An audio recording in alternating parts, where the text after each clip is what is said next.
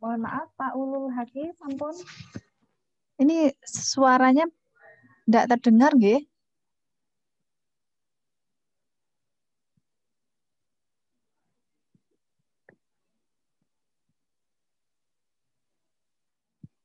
Halo Pak Ulul Haki, bisa dengar suara saya atau bisa merespon? Untuk yang lain bisa dengar suaranya Pak Ulul Haki apa enggak? Untuk yang Tidak bisa, Bu. tidak bisa, ya? Bisa, Bu. Dengar suaranya. Tidak terdengar, Bu. Ulul Haki, mohon konfirmasinya dulu ya. Mungkin dibetulkan dulu mic-nya. Mungkin kita langsung ke pemateri selanjutnya saja. Ulul Haki untuk bisa presentasi. Terima kasih untuk peserta berikutnya yang berkenan untuk presentasi siapa dulu? Bu, suara Ibu juga nggak kedengaran, Bu. Masa? Halo, saya dengar suara saya. Sudah, Bu. Dengar. Dengar, Bu. Dengar, Bu. Jelas. Jelas. Berarti yang nggak dengar tadi itu mungkin mic-nya bermasalah ya? Iya, Terus, Bu. Oke. Oke, baik. Monggo silahkan yang berkenan untuk presentasi. Pak Mukani, Pak Hanif, Buku Rotu. Yang mana ini? Yang mana dulu? Tidak bisa.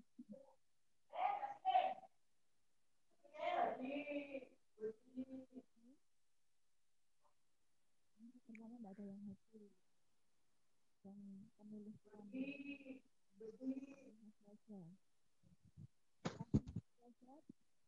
Tak kita malu.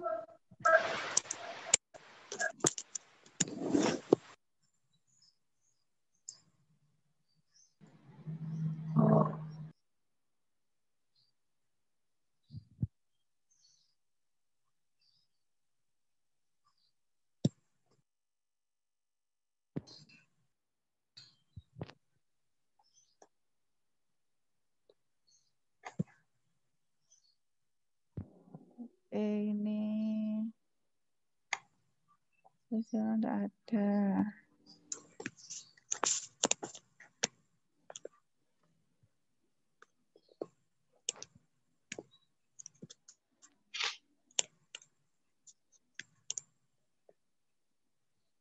Monggo Pak Hanif. Pak Hanif, presentasi Pak Hanif.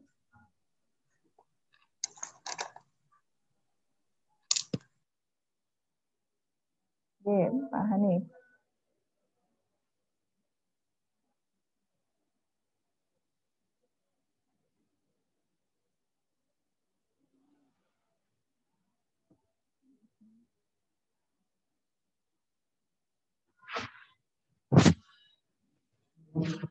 Pak Hanif, suaranya masih mute, Pak.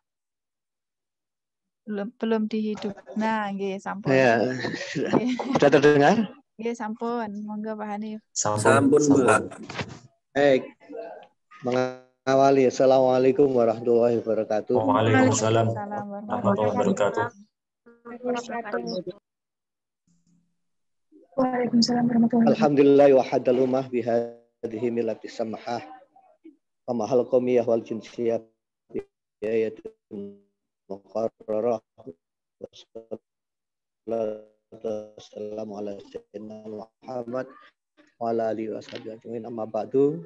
Kami hormati langsung saja karena waktu memang kita dikejar oleh waktu, dan nantinya lebih detailnya Bapak Ibu bisa membaca pada artikel saya nanti setelah dibukukan, karena yang kita kirimkan artikel kemarin adalah baru abstraknya. Untuk itu ada beberapa hal yang perlu kami sampaikan pada kesempatan ini terkait pendidikan multikulturalisme atau narasi Islamisme dan tantangan dalam dunia pendidikan. Jadi sebagaimana kita pahami bersama bahwa masyarakat Indonesia itu terdiri dari jenis kelamin, suku, bangsa, nilai-nilai, tradisi, dan sebagainya yang beraneka ragam. Juga sesuatu yang dapat dijadikan bahan-bahan untuk mencapai berbagai kebutuhan. Akan tetapi, tidak semua orang menyadari hal seperti ini, sehingga cenderung bersikap individualistik, kurang peduli terhadap masyarakat, tidak melihat bahwasanya keberlangsungan dan ketertiban masyarakat sangat berpengaruh kepada ketentraman hidupnya. Masyarakat memiliki fungsi sebagai penerus budaya dari satu generasi ke generasi selanjutnya. Proses ini berlangsung secara dinamis sesuai dengan situasi dan kondisi serta kebutuhan masyarakat. Adapun yang menjadi media sebagai ahli budaya ialah pendidikan dan interaksi sosial. Menurut para ahli sosiologi pendidikan, terdapat relasi resiprokal antara dua pendidikan dengan kondisi sosial masyarakat. Relasi ini bermakna bahwa apa yang berlangsung dalam dunia pendidikan merupakan suatu gambaran dan merupakan satu gambaran dari kondisi yang tengah ada dalam kehidupan masyarakat. Akan tetapi dalam hal tersebut tidak selalu berbanding lurus. Ada kalanya mengalami kesenjangan. Berbagai faktor kesenjangan yaitu kesenjangan ekonomi, persatuan politik, sebagian besar konflik yang ada dalam petik agama dinilai menjadi salah satu faktor yang ikut andil dalam pemicu. Kita lihat kondisi dewasa ini di negara kita. Secara dalam tanda petik kita lihat saat ini. Dewasa ini marak adanya narasi Islamisme yang tengah beredar di tengah masyarakat. Narasi Islamisme merupakan salah satu bentuk beberapa atau sekelompok masyarakat yang tidak dapat memaknai sebuah keragaman dengan benar. Narasi Islamisme ini bertujuan untuk melahirkan sebuah usaha dari sebagian atau beberapa kelompok yang menginginkan imajinasinya menjadi nyata. Adapun yang menjadi target penerus ialah para remaja atau para pemuda yang kemudian diiming-imingi imbalan dan sebagainya. Untuk menanggulangi narasi Islamisme tersebut, dunia pendidikan harus memiliki andil yang sangat besar dalam hal ini. Untuk itu, dunia pendidikan menawarkan sebuah pendidikan multikultural yang di dalamnya terdapat beberapa konsep yaitu demokrasi, persamaan, kebebasan, dan pluralisme. Konsep demokrasi yang dimaksud dalam pendidikan multikultural ini dan juga bukan bersifat antroposentris seperti Barat. Akan tetapi demokrasi yang diinginkan adalah demokrasi yang memadukan antara kepentingan individu dan sosial. Antara nilai-nilai yang berasal dari Tuhan dan nilai-nilai yang berasal dari kemanusiaan. Dalam hal ini Islam menyebutkan dengan syuro, bukan demokrasi. Liberal yang berbasis kekerasan seperti dunia Barat. Dalam hal ini, yang dimaksudkan ialah agar dalam kelompok yang beragam serta tujuan yang beragam dapat dimusyawarahkan untuk merumuskan suatu perkara.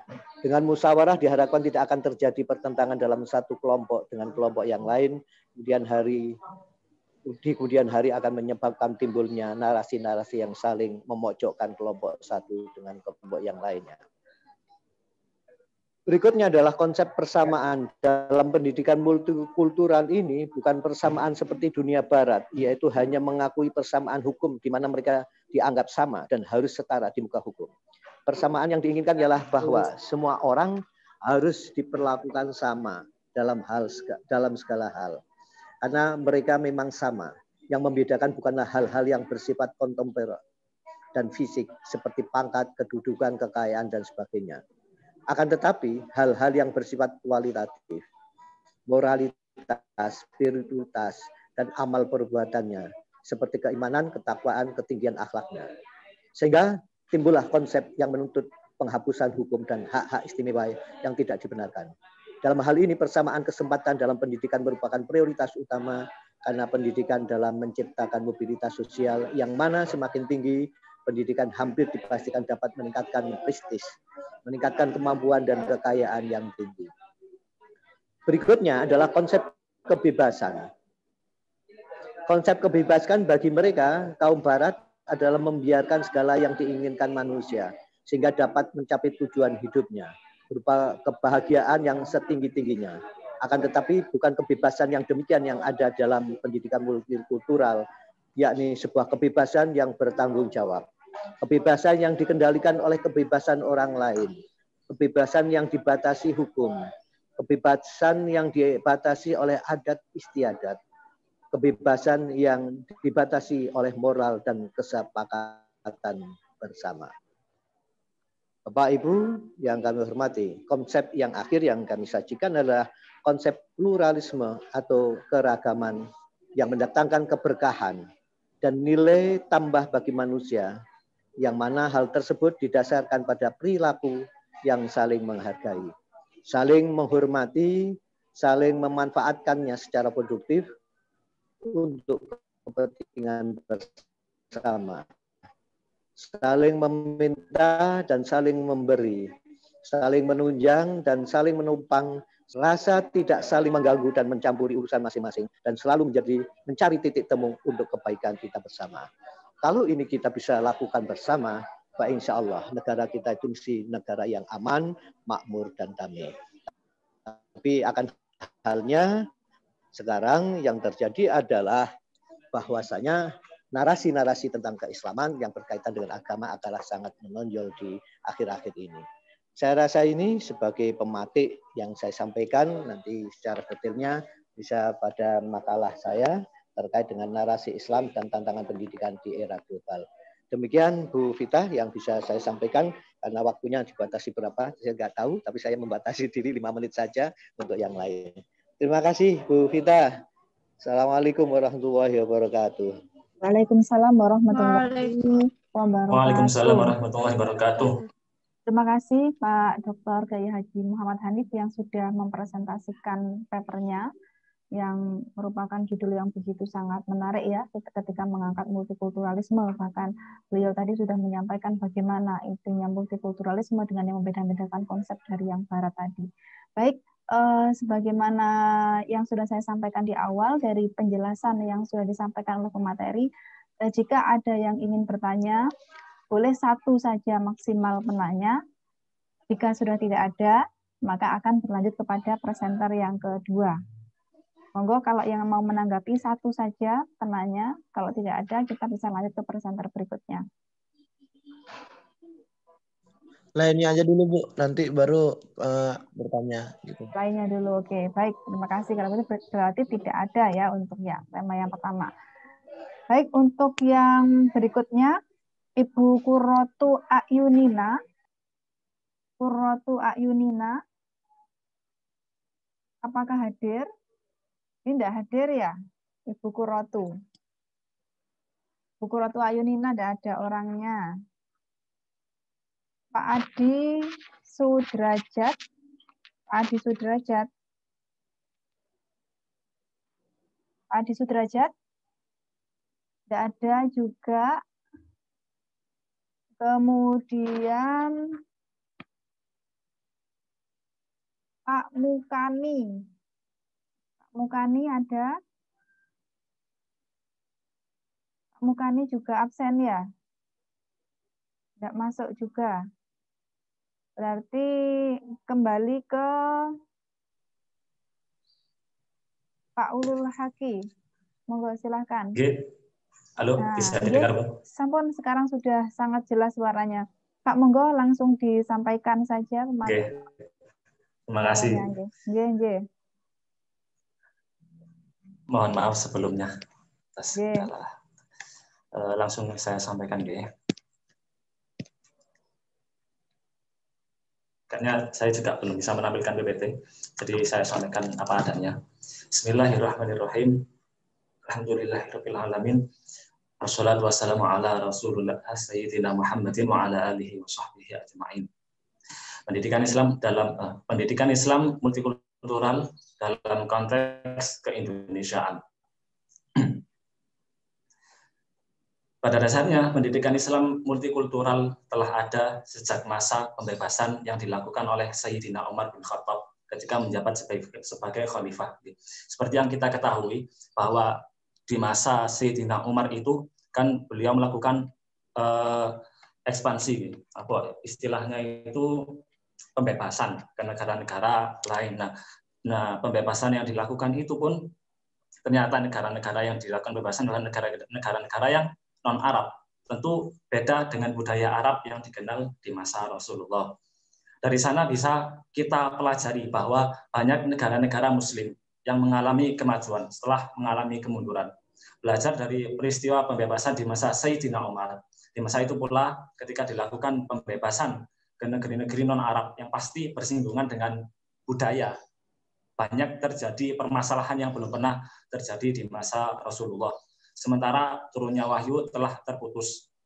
Nah, maka belajar dari bagaimana Sayyidina Umar menyebarkan Islam di masanya, sekiranya bisa kita jadikan pedoman dasar bagi kita dan bagi penerus kita kelak. Bangsa kita telah kehilangan moral. Tak hanya itu, bangsa kita juga hampir kehilangan agama. Jika kita memandang pendidikan secara umum, yaitu pendidikan yang didirikan oleh lembaga sekolah. Pendidikan secara umum, kalau di negeri kita itu kan ada dua. Tapi kalau kita memandang pendidikan lembaga sekolah, lembaga negeri, terlihat bagaimana kemunduran moral datang dari sekolah-sekolah yang seharusnya mengajarkan sebuah kebaikan, tapi justru menjadi pusat kemerosotan moral. Nah, tapi jika kita memandang pendidikan pesantren, terlihat mulai mengalami kemajuan sedikit demi sedikit. Namun tetap yang menjadi pusat perhatian pendidikan di negeri ini adalah pendidikan di sekolah umum. Maka sekiranya perlu kita jelaskan lagi apa itu arti dari pendidikan.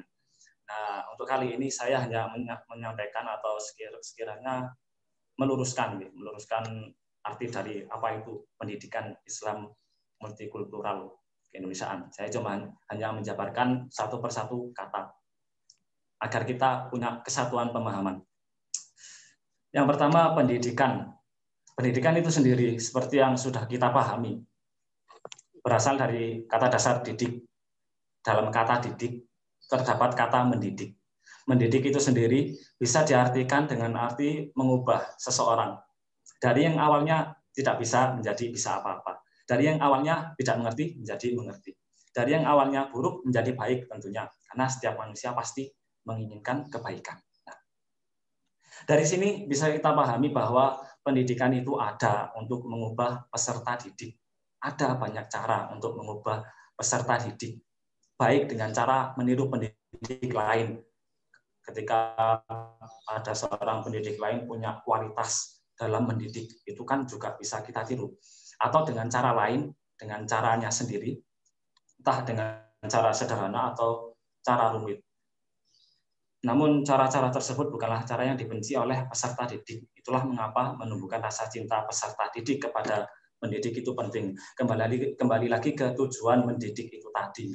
Yang namanya mengubah itu tidak bisa serta-merta hanya sekedar memberi materi, tidak bisa serta-merta hanya sekedar memberikan pengetahuan. Karena mengingat banyak sekali di masa sekarang itu peserta didik belajar itu bukan atas dasar keinginan, mungkin karena disuruh atau salah masuk fakultas, masuk jurusan seperti itu. Nah, itu kan perlu kita ketahui. Kita pun kalau mau menyampaikan juga terserah mau dengan cara sederhana atau yang rumit. Yang penting tercapai tujuan tersebut. Dalam Islam sendiri, mendidik dengan penuh kasih sayang ini telah ada sejak awal Rasulullah diutus menyebarkan agama Islam. Bukan hanya kepada pengikutnya, bahkan kepada musuhnya pun beliau begitu lemah lembut. Semua ini beliau lakukan dengan tujuan apa? Supaya Islam itu lebih mudah diterima oleh masyarakat luas. Maka itulah yang disebut pendidikan. Oke. Jadi ada orang itu tidak suka belajar matematika, tapi dipaksa belajar matematika, ini pasti tidak mau. Nah, tapi karena kan sudah terlanjur masuk ke dunia ilmu matematika seumpama, itu bagaimana cara agar peserta didik itu mau menerima. Itu contoh kecil. Nah,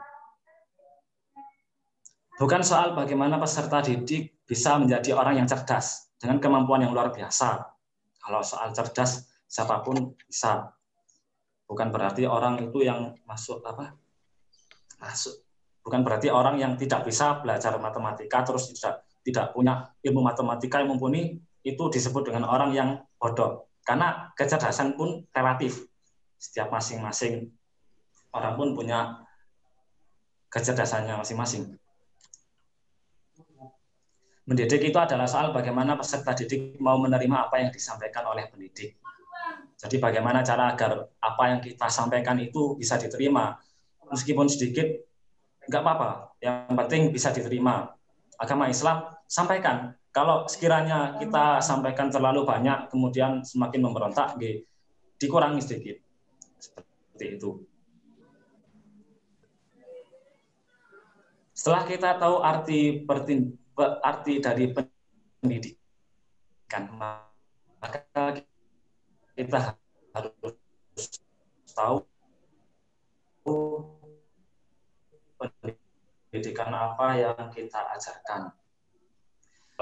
Menerima, serah terima ilmu pengetahuan, maka kita diajarkan, setiap pendidik perlu tahu apa itu Islam. Kita semua sudah tahu Islam itu agama. Tidak, jika pemahaman kita tentang Islam hanyalah soal agama, sesungguhnya banyak manusia di dunia ini hanya mengaku memiliki agama. Jadi Islam itu sebenarnya bukan cuma sekedar agama. Tapi boleh kita jadikan pada dasar bahwa Islam adalah agama. Karena memang Islam itu satu-satunya agama di muka bukan inna dina indallahil Islam. Sesungguhnya agama di sisi Allah adalah agama Islam. Jika seperti itu, maka pendidikan Islam kalau kita sebut Islam itu sebagai agama aja itu, maka pendidikan Islam telah selesai dan tak perlu lagi diajarkan atau disebarluaskan. Khususnya di Indonesia, sebagian besar pemeluk agama Islam.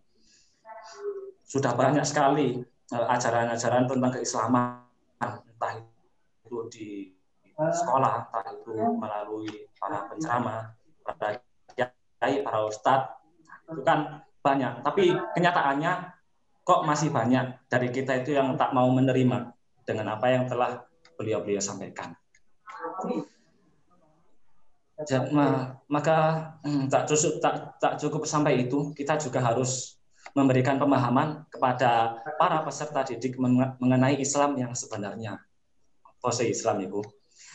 Dalam hal ini, sasaran peserta didik bukanlah mereka yang masuk dalam instansi pendidikan, tapi semua orang yang kurang paham apa itu Islam. Nah, kalau kita lihat peserta didik, kita lihat dari sisi peserta didik, maka ada dua peserta didik yang di dalam lembaga instansi pendidikan dan yang di luar instansi pendidikan, tapi semua orang yang kurang paham apa itu Islam, semuanya, siapapun itu, entah itu keluarga, kerabat, suami ataupun istri, entah itu anak, teman, semua yang ada di dekat kita, seharusnya itu lebih bisa kita utamakan. Maka Islam bukan cuma agama, tapi juga soal jalan hidup. Jalan hidup yang mengantarkan kita pada kedamaian. Jalan hidup yang mengantarkan kita pada persatuan. Oke, itu Islam. Sebenarnya segala macam pelestarian kebaikan di dunia itu bukanlah tujuan utama dari Islam. Karena yang paling pokok adalah bagaimana caranya agar manusia itu tetap berada dalam agama Islam hingga mati. Itu kan yang paling inti, selamat di akhirat. Sehingga mendapatkan keselamatan hidup di akhirat. Namun bila kebaikan itu tidak dilestarikan, tapi tetap bagaimana mungkin kita mau selamat kalau kebaikan tidak bisa dilestarikan. Nah, di sini kemudian kita jadikan kedua tujuan tersebut, selamat di akhirat dan melestarikan kebaikan. Itu.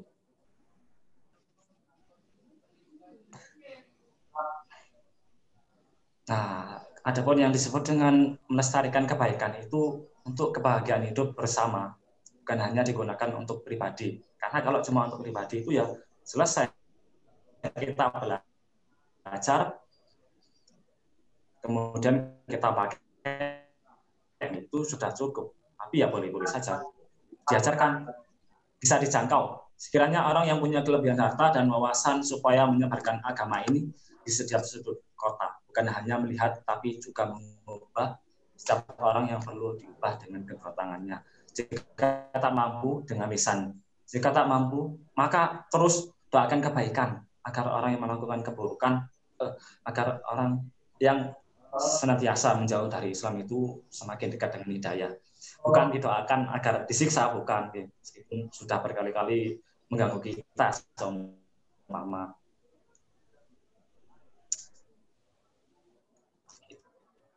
Itu Islam. Kemudian multikultural seperti yang telah saya sampaikan dari setiap daerah sudah ada sejak lama. Kultural itu juga sudah telah ada. Tidak dapat dipungkiri bahwa setiap daerah yang mempunyai budaya secara turun-temurun akan tetap menjalankan budayanya meskipun itu ekstrim. Pasti itu, nggih. Setiap budaya yang dijalankan masing-masing daerah, entah itu meskipun menyakitkan, seperti yang kita tahu di Irak itu, nggih. Orang-orang Syiah itu kan biasa melakukan ritual menyakiti diri untuk mengenang Sayyidina Husain yang telah dibunuh. Itu kan menyakitkan, tapi ini salah. Meskipun kita tahu itu menyakitkan, tapi kalau kita terang-terangan menyampaikan apa yang kita sampaikan pun kita juga salah. Mereka yang berusaha melestarikan budaya mereka di masing-masing daerah, pasti di negara kita pun juga banyak budaya, pasti akan marah jika merasa kebiasaan menyenangkan yang biasa mereka lakukan, padahal menyakitkan gitu.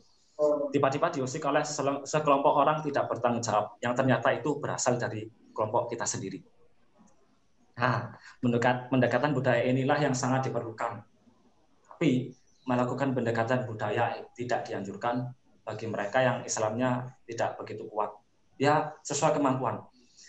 Yang bisa menjadi kalau nggak kuat itu bisa kemungkinan ketika melakukan pendekatan budaya, bukan mengajak, justru malah kita yang ikut melestarikan budaya tersebut. Contoh seperti dangdutan gitu, menyanyi dan menari, budaya menyanyi dan menari seorang perempuan dengan pakaian seronok gitu. Mereka mengatakan ini budaya. Di sisi lain juga mereka mengatakan saya seorang muslim. Sehingga mudah sekali bagi kita untuk melihat bahwa ternyata menjadi muslim itu caranya seperti itu. Kemudian diikutilah oleh banyak pengikutnya yang gemar dan hobi dengan idolanya. Memang melakukan pendekatan tidak bisa langsung secara terang-terangan. Nggak bisa. Harus perlahan. Apalagi kalau belum dikenal oleh orang. Jadi pelan-pelan, sedikit demi sedikit mendapatkan beberapa orang pengikut. Dari pengikut-pengikut itu diusahakan bagaimana caranya agar pengikut tidak berkurang dan semakin bertambah. Jika pengikut dirasa cukup susah, jika menambah itu dirasa cukup susah, minimal pengikut tidak berkurang. Nah, itu pendekatan budaya semacam itu. Adapun cara berdakwah yang paling efisien telah diajarkan oleh Rasulullah sejak awal adanya Islam. Lagi-lagi kita kembali ke pembahasan pendidikan. Bagaimana ketika Rasulullah menyampaikan di awal-awal keislaman, awal-awal adanya Islam, beliau kan menyampaikan dengan cara sembunyi-sembunyi. Baru setelah terkumpul kekuatan baru disampaikan dengan cara terang-terangan. Ini kalau kita lihat pendidik itu dari dua sisi, gitu, dari sisi instansi juga di luar instansi. Kalau di luar instansi, sebisa mungkin yang dekat dengan kita itu kita ajarkan apa yang kita ketahui sejujurnya. Kalau yang ada di instansi pendidikan ya diajarkan apa adanya, itu sesuai dengan kurikulum yang ada. Perlu bagi kita untuk mengetahui segala apa yang terjadi di dunia supaya kita tahu pelajaran apa yang cocok untuk diajarkan pada orang-orang awam, orang-orang. Karena pada dasarnya setiap hati manusia itu beda-beda, meskipun hidup dalam sebuah organisasi yang sama. Di sini kita perlu tahu masing-masing pribadi, setiap orang yang kita jumpai, mencari tahu, pun semudah membaca buku. Membongkar isi hati manusia sama dengan membongkar pribadinya. Ketika kita telah membongkar pribadinya, kita harus mampu menutup aib dan kekurangannya agar tetap nyaman. Terus kita bongkar aib-aibnya. Padahal kita perlu tahu kekurangan mereka itu kan untuk biar semakin nyaman dengan kita, agar kita juga menyampaikan sesuai dengan kebutuhan. Adapun keindonesiaan sendiri sebenarnya cukup sederhana, nilai-nilai itu masih ada di negeri kita dan tetap melekat kuat, masih ada sampai sekarang. Hanya saja negara kita sedang dalam kondisi kehilangan moral. Jika kita ingin tahu arti keindonesiaan, cukuplah kita melihat dari apa yang telah diajarkan dan diperjuangkan oleh leluhur kita, yaitu persatuan dalam perbedaan. Perbedaan di sini kalau saya pribadi bukan menyangkut agama, karena jelas dalam Pancasila sila ke-1 ketuhanan yang Maha Esa. Satu-satunya agama yang mengajarkan keesaan Tuhan hanyalah agama Islam. Itu kalau menurut saya. Tapi pendapat yang lain tidak membatasi mereka untuk berpendapat. Berbeda biar Islam itu tetap berkembang di negeri kita dengan adanya itu yang diinginkan oleh leluhur kita, kiai kita. Jadi tetap menjaga keamanan, ketentraman di negeri. Leluhur kita pada dasarnya menginginkan kita berada dalam agama yang satu dengan berbagai budaya yang berbeda, supaya mudah bagi kita, supaya mudah bagi mereka untuk belajar agama Islam dimanapun, itu tujuannya. Dan mudah bagi kita untuk menyebarkannya. Nah, maka arti dari pendidikan Islam multikultural dalam konteks keindonesiaan sudah bisa kita pahami dari bagaimana generasi leluhur, generasi terdahulu mengajarkan Islam pada orang-orang alam dengan pendidikan, disebarkan dengan perdamaian dan kesantunan akhlak, dipadu dengan ketinggian ilmu, pengetahuan, kearapan. Bukan budaya, ilmu pengetahuan Arab itu seperti kita ketahui, kalau gaya bahasa orang Arab dulu itu kan nomor 1 di antara yang lain. Kalau bedanya, kalau budaya itu disampaikan dengan bahasa lokal. Jika semua itu telah kita miliki, dimanapun kita berada, maka semua itu mudah untuk diajarkan kapanpun hingga tiba hari kiamat. Wallahu a'lam. Kesimpulannya adalah mendidik dan mengajarkan dengan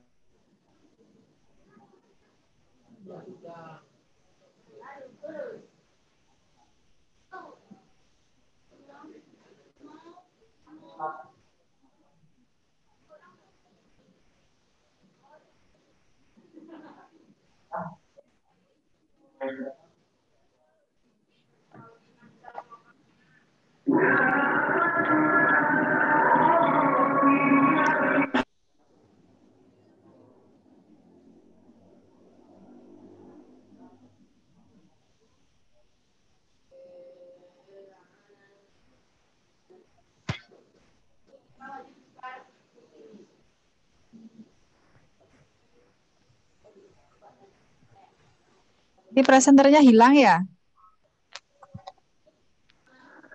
Iya.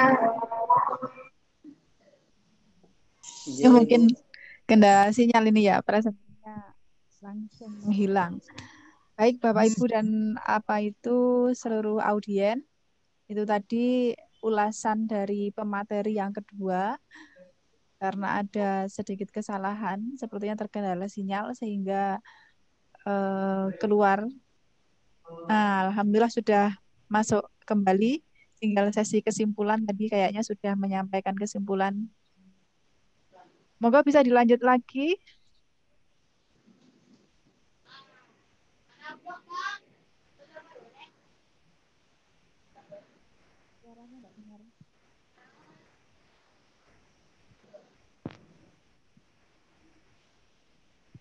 Suaranya hilang lagi. Kayaknya seperti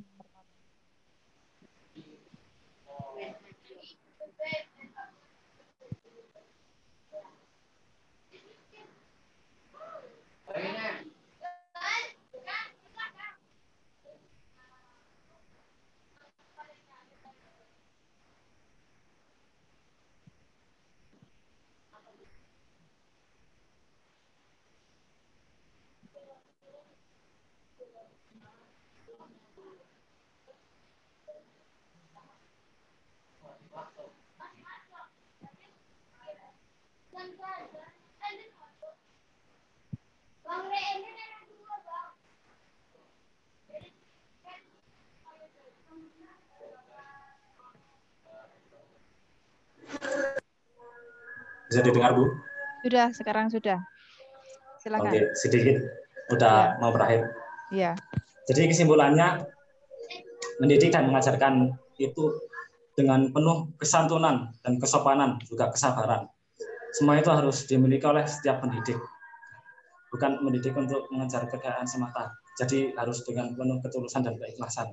Memang berat. Sebenarnya kalau kita lihat tenaga pendidik di luar negeri sendiri itu kan gaji udah mengalahkan pengusaha kalau luar. Tapi kalau di negeri kita nggak, karena masih belum sampai ya. Kita ajarkan apa yang sebenarnya mau kita sampaikan kepada peserta didik kita. Itu yang penting, yang paling utama adalah satu, mau menerima itu ya. Mendidik untuk jadi mendidik itu harus dengan penuh kesantunan dan kesabaran untuk mengejar kekayaan semata. Karena kalau udah salah niat itu pun juga udah mempengaruhi cara kita mengajar. Kalau jadi pengusaha itu hasilnya lebih menjanjikan daripada jadi pendidik. Jadi kita harus ikhlas untuk menjadi seorang pendidik. Sebaiknya kita mau memaksimalkan semua apa yang bisa kita lakukan tanpa menyakiti peserta didik. Meskipun ada memang peserta didik pun juga sering kali melampaui batas. Yang namanya kalau sudah melampaui batas, terserah mau diapakan silahkan. Tapi sekiranya tidak melanggar aturan syariat, tidak dalam hal kemaksiatan pun disabari dulu. Jika dikhawatirkan peserta didik itu tak mau menerima, maka ajarkan dulu kepada peserta didik sebuah tuntunan akhlak mulia. Namun sekali lagi, keberhasilan peserta didik tak lepas dari pendidiknya, juga tak lepas dari keinginan peserta didik itu sendiri. Sekian, terima kasih. Kami akhiri. Wallahul muwaffiq ila aqwamit thoriq. Wassalamualaikum warahmatullahi wabarakatuh. Waalaikumsalam Waalaikumsalam warahmatullahi wabarakatuh. Terima kasih untuk presenter yang kedua. Untuk berikutnya, jika ada pertanyaan, kita pending dulu karena masih bersamaan dengan kumandang azan. Kita berikan waktu sebentar. Kita mendengarkan azan bersama-sama terlebih dahulu.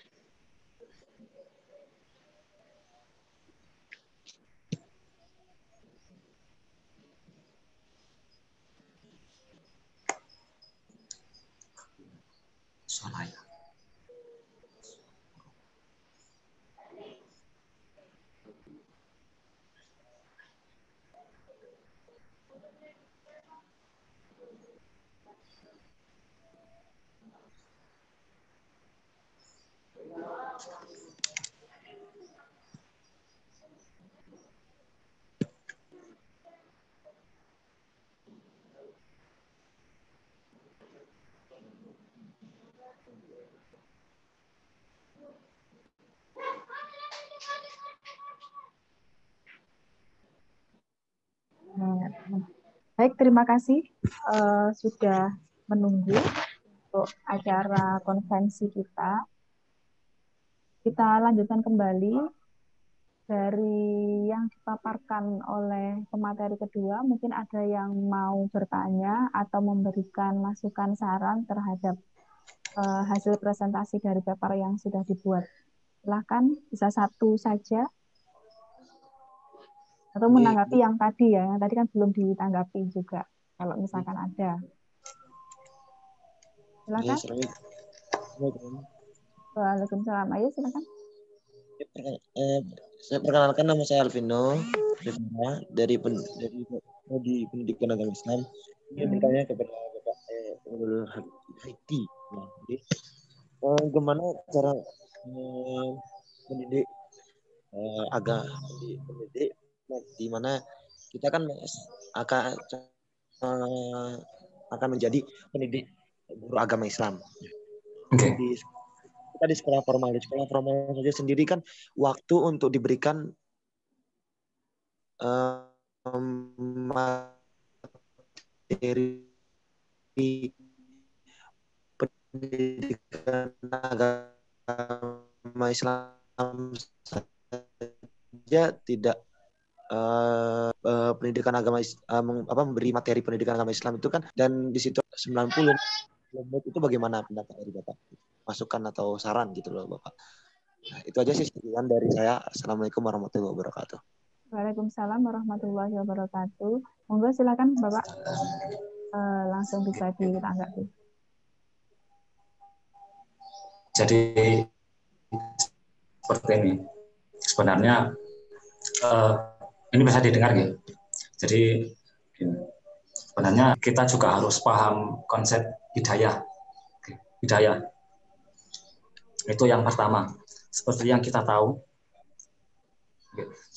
tahu bahwa tidak semua dari kita itu bisa, nggak bisa sih emang. Jadi kita itu kan nggak punya kemampuan untuk memberikan hidayah ke orang lain. Yang bisa memberikan itu cuma Allah. Itu. Nah, adapun tugas kita itu cuma mengusahakan.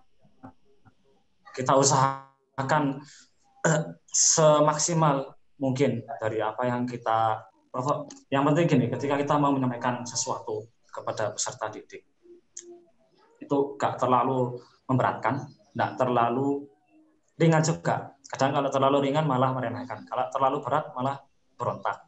Nah, jadi sesuai menurut perasaan jenengan. Kalau sekiranya ini perlu disampaikan, ya sampaikan. Sekiranya terjadi pengikisan moral seumpama, karena mungkin yang disampaikan berkaitan dengan moral, dikurangi dulu. Nanti disampaikan pada waktu yang tepat.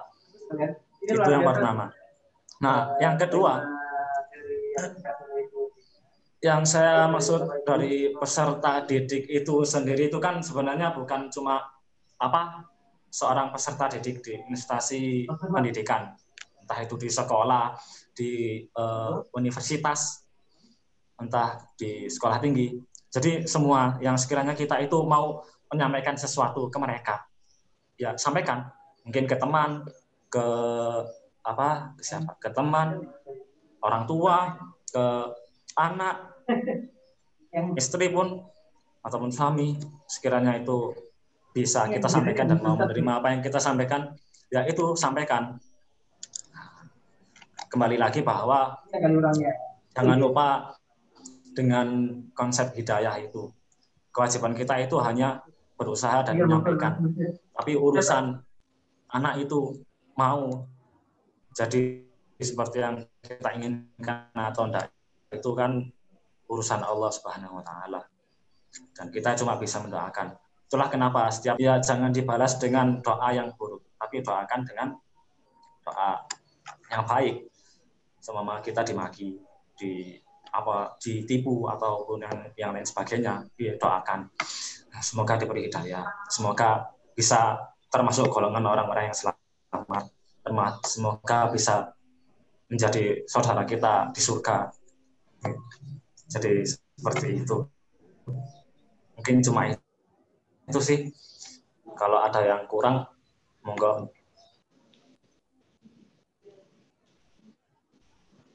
Oke Pak, ya alhamdulillah ya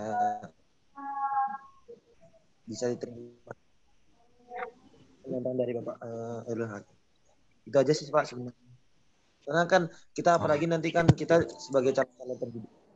Nah, kita di sini kan misalnya menjadi guru di sekolah formal, khususnya SD kayak gitu Pak.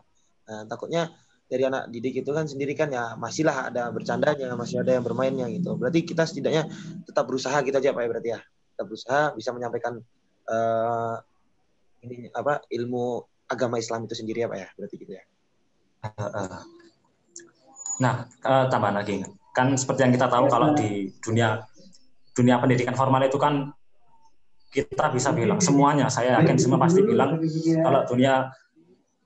kalau dunia pendidikan formal itu pasti kaku, semua pasti setuju siapapun itu sampai terjadi kesenggangan. Nah ini sebenarnya kita juga harus pendidikan formal itu ya emang seperti itu, emang kaku ya, kita sampaikan sesuai dengan yang ada, sesuai dengan kurikulum yang ada. Nah urusan diterima dan terima itu kan urusan peserta didik. Yang paling penting itu ini ada satu lagi yang penting, silaturahmi, menjalin bagaimana agar peserta didik itu suka ke kita. Bahkan meskipun andaikan peserta didik itu gak pinter ya, sama mengatakan bodoh, gak ngerti sama apa yang kita sampaikan. Tapi kalau suka dengan kita, paham dengan kita, itu pasti tahu. Dan apapun yang kita sampaikan, kita nggak akan merasa sia-sia apa yang kita sampaikan itu. Karena kita punya satu pemahaman. Seperti itu. Jadi ya secara formal, ya emang kaku. Pendidikan kurikulum itu kaku. Tapi sekali lagi jangan sampai memutus tali silaturahmi. Itu penting.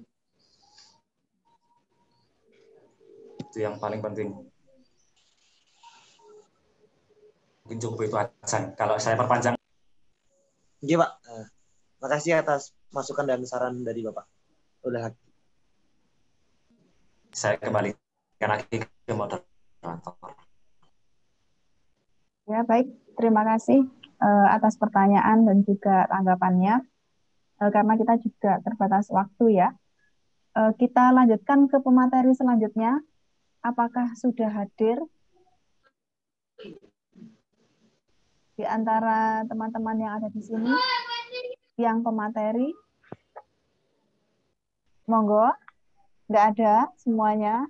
Pak Mukani, Pak Adi Sudrajat, Ibu Kurotu Ayun,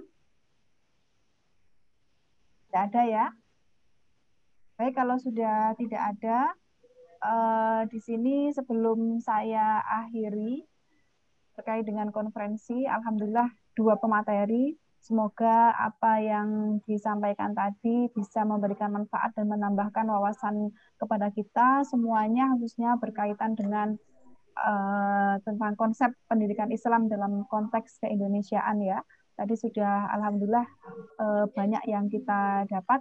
Tinggal nanti untuk memperdalam pengetahuan terkait dengan pendidikan Islam dalam konteks keindonesiaan, khususnya yang pendidikan Islam multikultural, kita bisa baca di proseding yang ketika sudah diterbitkan.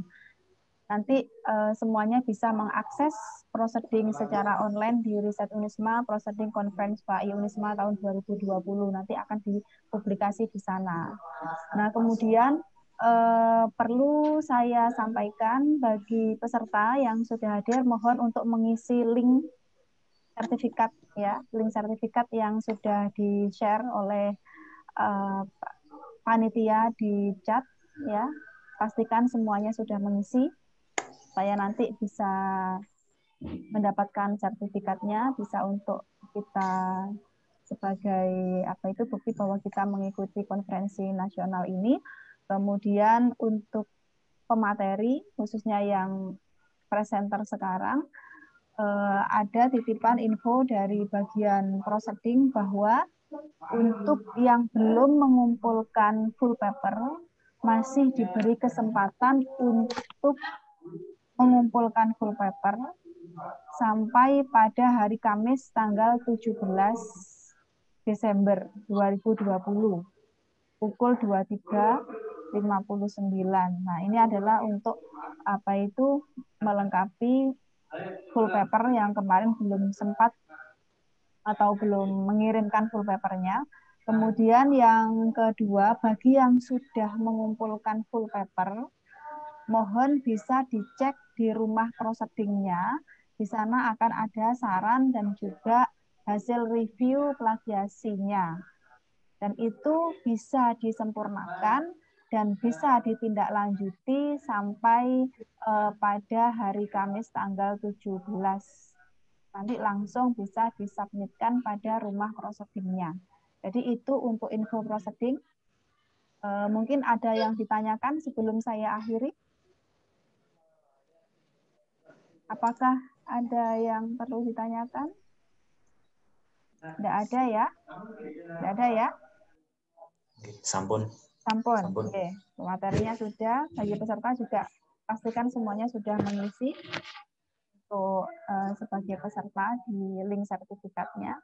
Kalau memang sudah tidak ada yang perlu disampaikan lagi, kita bisa mengakhiri acara konferensi nasional pada pagi hari ini, khususnya untuk tema tentang pendidikan Islam multikultural dalam konteks keindonesiaan. Semoga apa yang sudah kita lakukan hari ini dinilai ibadah oleh Allah bisa memberikan manfaat khususnya untuk pengembangan pendidikan Islam ya. Nah, baik, kita tutup dengan membaca hamdalah dan dilanjutkan dengan doa penutup majelis bersama-sama. Alhamdulillahirabbil alamin. Subhanallah.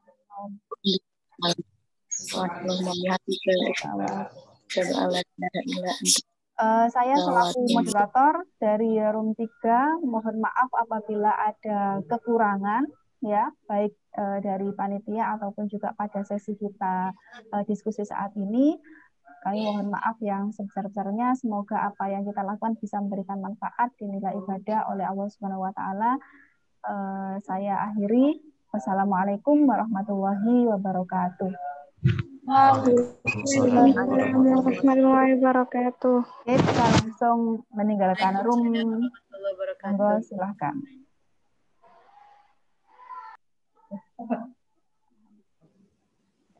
Enggak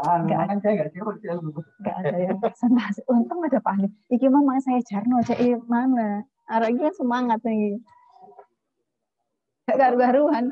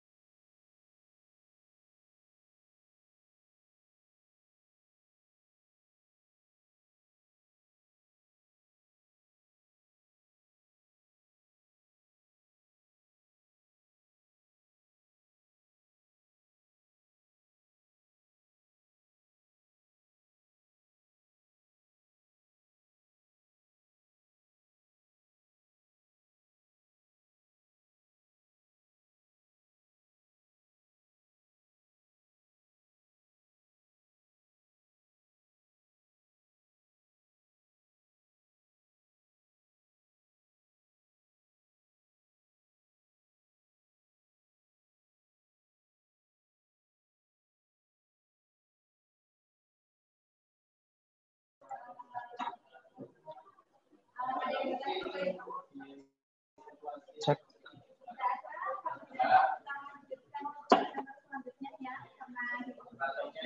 Baik teman-teman yang sudah mengikuti konferensi nasional pendidikan Islam pastikan Anda semuanya sudah mengisi form sertifikat sebagai peserta di chat setiap room yang sudah ada tadi.